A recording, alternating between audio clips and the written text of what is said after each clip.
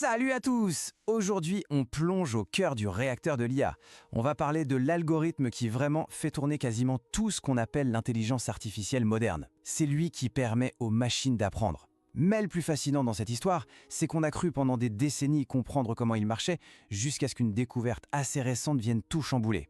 Et c'est cette histoire, cette révélation qu'on va décortiquer ensemble. La question de base, c'est celle-là. Comment une IA apprend-elle? Ça a l'air simple dit comme ça, mais la réponse est loin de l'être. On entend partout qu'un réseau de neurones doit s'entraîner pour devenir bon à quelque chose. D'accord, mais concrètement, ça veut dire quoi, s'entraîner? Qu'est-ce qui se passe vraiment sous le capot pendant cette phase d'apprentissage? Alors, pour se faire une idée, imaginez que l'apprentissage, c'est un peu comme une randonnée. L'IA se retrouve dans un paysage immense, plein de montagnes et de vallées, et son seul but, c'est de trouver le point le plus bas possible, la vallée la plus profonde.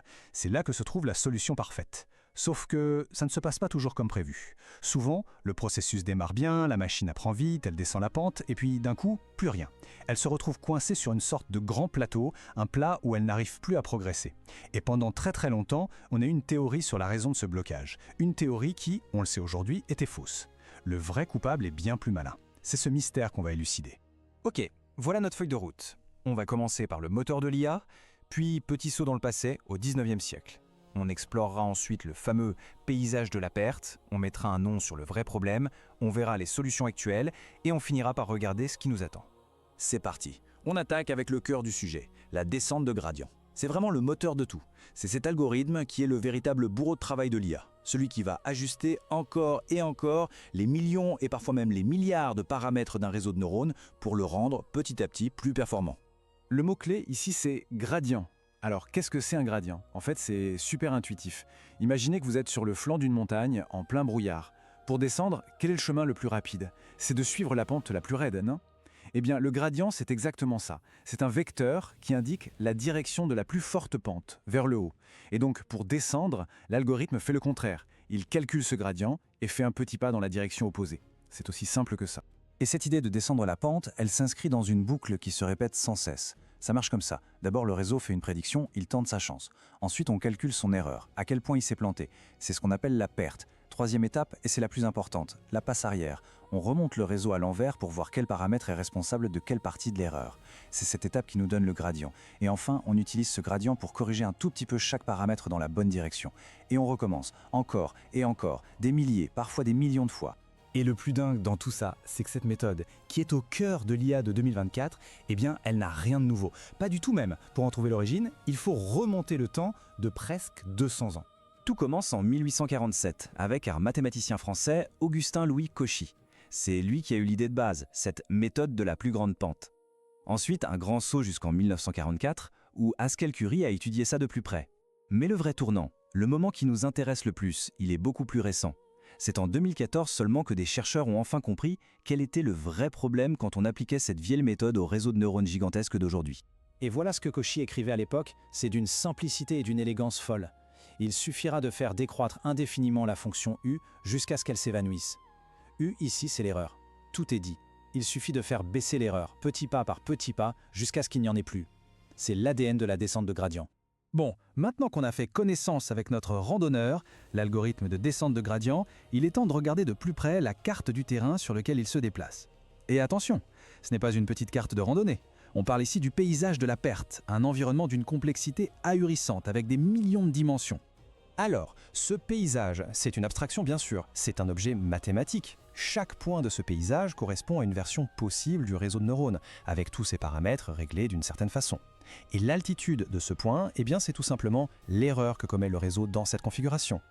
Donc, l'objectif de l'entraînement, c'est de trouver le point le plus bas de cette carte gigantesque. C'est ce qu'on appelle le minimum global, le saint graal de l'optimisation. Et c'est là qu'on en arrive au cœur du mystère. Pendant des années, l'explication classique pour les blocages, c'était les minimums locaux. L'idée, c'était que l'algorithme tombait dans une petite vallée, un creux, et comme tout montait autour de lui, il pensait être arrivé au point le plus bas, alors qu'en fait, la vraie vallée, bien plus profonde, était juste de l'autre côté de la montagne. Ça semblait logique. Sauf que c'était faux. Le véritable adversaire, le vrai piège, était bien plus subtil. Et cet adversaire, c'est le point sel. Il faut bien faire la différence. Un minimum local, c'est comme le fond d'un bol. Peu importe la direction que l'on prend, ça monte. C'est un vrai creux. Un point sel, par contre, c'est comme un col de montagne. Si on regarde devant ou derrière, ça descend. Mais si on regarde à gauche ou à droite, ça monte. C'est un point très bizarre. Et le problème, le voilà.